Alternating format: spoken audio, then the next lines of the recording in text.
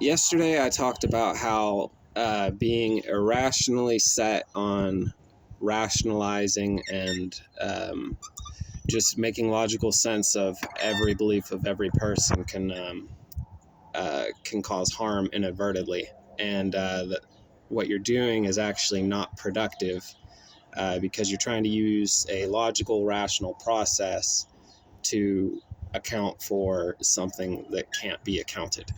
Um, but today I wanted to talk about how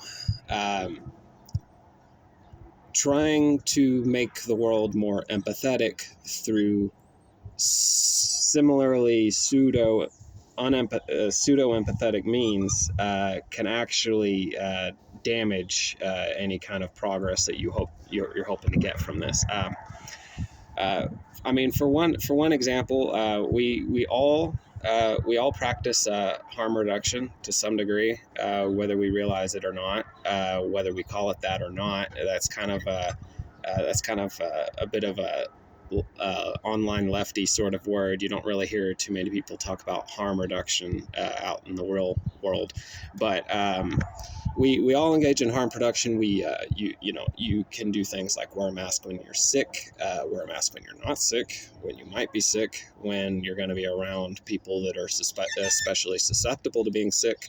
But even when we are engaging in harm reduction, it's a measured risk. We're measuring the amount of harm that we agree is acceptable to us personally, and this can cause a lot of problems when there's a disconnect between the amount that people care about a certain thing that you need a lot of people to care about to actually be effective, and the messaging that you give to try to get people into your empathetic position matters a lot. If you're not attempting to understand the motivations and actions of the person you're trying to convince, all you're doing is alienating yourself from them.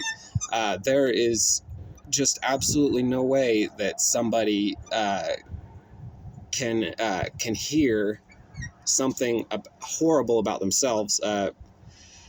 For example.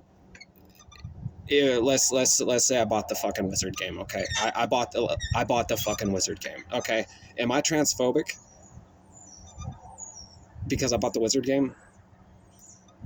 You don't know anything about how I feel about trans people just from making a simple purchase of the Wizard game. That might tell you that I think boycotts are ineffective. That might tell you that I don't think this one is. It might just tell you I really like the game. And for the record, I loved the fucking books when I was a kid, okay? I read the shit out of them, okay? But that's before I knew what a fucking plot hole was and I grew a goddamn brain. They're shit, okay? But it wouldn't make me transphobic for liking them. And if this is what you're going to go forward with people on, I don't see any hope. I really don't. Your average typical person does not. And as much as I hate to call anybody typical, your average typical person is just not moved. Is not moved by that assertion that they're transphobic for buying the Wizard game. At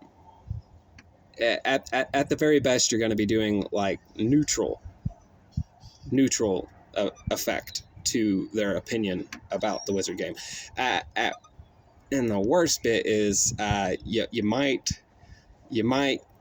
just convince them that the people who say the things you say